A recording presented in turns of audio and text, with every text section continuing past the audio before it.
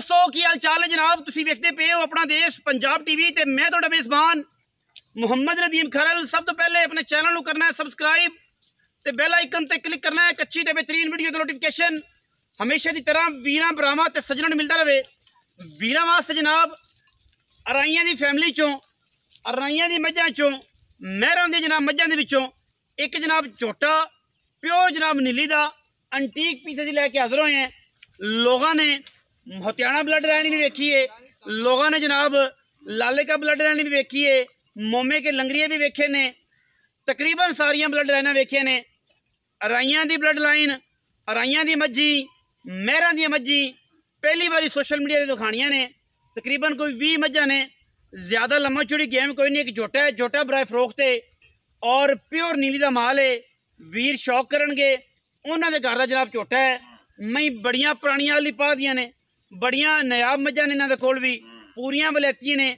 Body structure ते नस्लजात तुसीं जो मझां दी वेखनी है तो आपे अंदाजा हो जाएगा कि मझां इत्थे 10 सूबे सूह के भी अपना जिसम अपनी बॉडी ते अपनी जनाब जिहड़ी खदू खाल ने वो नहीं गवांदियां।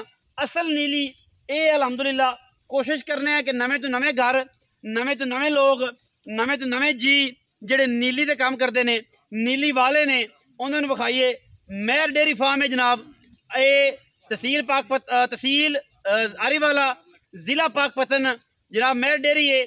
बिल्कुल जंगलों के विच फसलों के विच एक डेरा है, उत्थे जनाब एक झोटा है और क्या खूबसूरत तरीन झोटा है। वीरां दी तवज्जो दा मरकज़ है। मझां भी विखावांगे, नाल नाल वीरां नूं झोटा विखावांगे, शौक करावांगे। झोटा फॉर सेल है, वीडियो पूरा वेखना है, तसल्ली नाल वेखनी है। तो कैमरामैन साहब बिस्मिल्लाह करके ए जनाब मझां वाले पासे लाओ। हाँ ये जनाब विखाइए आप झोटा ते नाल नाल मझां भी कैमरे की निगाह दे विच वीर पूरी तसल्ली कर लैणगे। मई चैक करनियां ने जी, नीली दी मई का शौक करवावांगे। वीरां नूं पूरियां तसल्ला करनियां ने। वीरां ने हर लैवल ते हर एंगल ते इंशाअल्लाह किसी किस्म का कोई ऐब नहीं।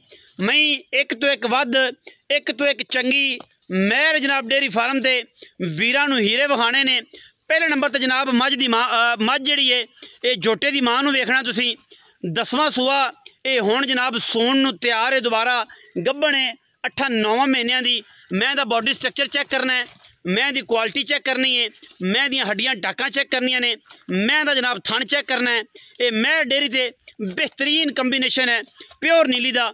ये जा स्ट्रक्चर, ये जा पुट्ठा, मैं दी जनाब सार, मैं दा जनाब थन और मैं दा बॉडी स्ट्रक्चर आम मई तो हज़ारा मई तो जनाब बहुत क्वालिटी वाला है। बाकी लेने देने मुकद्दर ने, मैंने अख खराब नहीं की। अख बिल्ली, सिर कुंडा, तौण और बिल्कुल 10वां सूआ मैं हुण तैयार है। अजे तक थन मैंने नहीं गवाया। इन्ना खूबसूरत पुट्ठा आम मई हज़ारा पैदा होवन मिल नीली च ये जा स्ट्रक्चर पैदा होंदा है। अख नस्ल जात आम मई तो कई से चंगी है। 10वां सूआ है तो मैं फिजिकली अजे भी एवें है जिवें तीसरा सूआ है। ठीक है जी, ये है नीली दा हुसन। बाकी मई भी वीरां दे जनाब सामने ने। यह सारा माल इसे घर दा है, इसे बार दा है और इंशाअल्लाह नीली दे विच जनाब ये जानवर खड़े ने। हुण बिला तखीर बड़े बड़े हीरे ने। यह जनाब पंज कल्याण बिलियां अखां दी जिन्हों सिर कतरी कतरी कहते हैं, यह चेक करना है जनाब। दूसरा हीरा जी इस घर का माशाअल्लाह अल्लाह के फजल नाल घर दियां मई ने, पूरियां वलैती मई ने, पूरियां नीली दियां मई ने अल्लाह के फजलो करम नाल इंशाअल्लाह। हुण जनाब गल आएगी झोटे ते। झोटा चेक करना जी, मूँह तो 8 दंद है, पूरा है झोटा, अखां दोवें झोटे दियां बिल्लियां ने माशाअल्लाह चेक करनियां ने। किसी पासों बिल्कुल नहीं खुटिया। झोटे का पुट्ठा चेक करना है माशाअल्लाह अल्लाह के फजल नाल। ये जा पुट्ठा, ये जियां हड्डियां, ये जियां टाकां आम झोटियां नूं नहीं होंदियां। बिल्कुल पद्धर झोटा। कंड झोटे चेक करनी कड़ी सीधी माशाअल्लाह। रिजल्ट भी विखावांगे। झोटे की पूछ चेक करनी है जिवें रेशम के धागे और माशाअल्लाह आंडा फुटवियां अलग। सारा दिन इत्थे ही दोवें च ही रहिंदे ने। माल वाले हाथ च रहिंदे ने, दरिया ते नहीं चरदे। ये दरिया ते नहीं हैगा, इन्हां दा फार्म अपनी जमीनां ते बैठे ने। लेकिन मझां एक तो एक वध क्वालिटी वालियां चंगियां सुथरियां राया बीज छड्डिया साइयां ने इन्हां वास्ते ही। और जनाब सरों वगैरह ताकि जानवर जोड़े ने वो अच्छे तरीके नाल बेहतरीन तरीके दे नाल जनाब अपनी जान और नशोनुमा कर सकन। पुट्ठा हड्डियां डाकां आम झोटियां तो फुट वड्डियां ने, मोड़ो जी पिछा थोड़ा झोटे आम झोटियां तो फुट फुट गाडर वर्गी सीधी बिल्कुल कंड अखां दोवें बिलियां सिर कुंडा कोई धुन्नी कोई कौली किसी पासे कोई निशान नहीं अल्लाह के फजल नाल बड़ा वलैती और बड़ा कमाल का जनाब झोटा वीरां दे जनाब तवज्जो का मरकज़ है। और इंशाअल्लाह वीरां वास्ते कोशिश ये होंदी है कि अच्छे बेहतरीन और मयारी जानवर लैके असीं हाज़र होइए। झोटे की क्वालिटी हर पासों चेक करनी है, अंदरनियां तो लैके थम्मा वर्गे खूबसूरत पैर, नासा झोटे दी फिनियां, बूथी निक्की जही और क्या कमाल जानवर है, क्या खूबसूरत तरीन जानवर है। बाकी मुल भी इन्ना अच्छा देना है कि इंशाल्लाह सारे लोग आश कर उठणगे। और जनाब मस्तियाँ चेक करनियां ने झोटे दियाँ, क्या मस्तियाँ ने जी माशाल्लाह, चेक करनियां जनाब झोटे दियाँ मस्तियाँ चेक करनियां ने। दूसरी मल ही है झोटा ऐसे मौजूदा करता पाया, तीजी नहीं दूजी मल ही कर रहा है और माशाल्लाह पूरा मस्तिया होया जी माशाल्लाह। खेडा चेक करनियां ने, कट्टे दियाँ खेडा चेक करनियां ने माशाल्लाह, झोटे दियाँ खेडा चेक करनियां ने, सफेद चिट्टियां अखां दोवें और माशाल्लाह सिर काठां दे विच बड़ा वड्डा झोटा, बड़ा नस्ली ते बड़ा नामीनेट झोटा। झोटे की वक्खी चेक करनी है, 4 उंगलां रख दईए वक्खी लुकदी है, इवें धौन छली हुण बनाई जांदा है माशाल्लाह। थम्मा वर्गे कट्टे नूं पैर ने, मोड़ो जी पिछां राया खांदा है, मोड़ो। इहदे नाल जनाब ये झोटा फॉर सेल है, नाल नस्ल जात भी वेखनी है। यह जनाब झोटी चेक करनी है केडी आला, हाँ जी ये माओ जनाब इहदी भैन है, यह चेक करनी है माशाल्लाह। माओ इहदी भैन है, माँ अजे मौके पर मौजूद है, जिंदा दिल करे आके तसल्ला कर सकता है अल्लाह के फजलो करम नाल। मई सारियां चंगियां ने, कोई भी मैं माड़ी नहीं, पूरियां बलेती मई, पूरियां नीली दे मई। मैं जनाबा भी चेक करनी है, स्ट्रक्चर इहदा भी चेक करना है। ये भी मैं 6वें सूबे है जी, मालकां दे बकैन 6वां सूआ जनाब। इन्हें भी ये हुण ड्राई हुई है, 2-2.5 महीने की गब्बन है।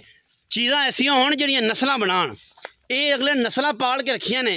कुछ हुण कमेंट करनगे कि मरियां भुखां दियां ने तां नीली दियां बन गईयां, कोई कुछ कहानी करेगा, लेकिन ऐसा नहीं है। सारियां मई हर मैं दा अपनी तबीयत है। कुछ झोटियां ऐसियां भी ने कि जेड़ियां अल्लाह के फजल नाल जमाने तो वखरियां ने। कट्टी चेक करनी जी माशाल्लाह वीरा ने, कट्टी केडी हल है, कट्टी की बूथी चेक करनी है, सिर किवें ठप्पिया होया है माशाल्लाह, पुट्ठा केडा हल है, खूबसूरत तरीन जानवर ने। इस ही तरीके दे नाल आ मझ भी चेक कर लेनी है। हर मझ जिहड़ी है अपना शाहकार है, अपने आप दे विच पूरी दीवानी है। ये जनाब जानवर ने इस घर दे, इस घर का जनाब कट्टा है और माशाल्लाह ए भी चेक करो।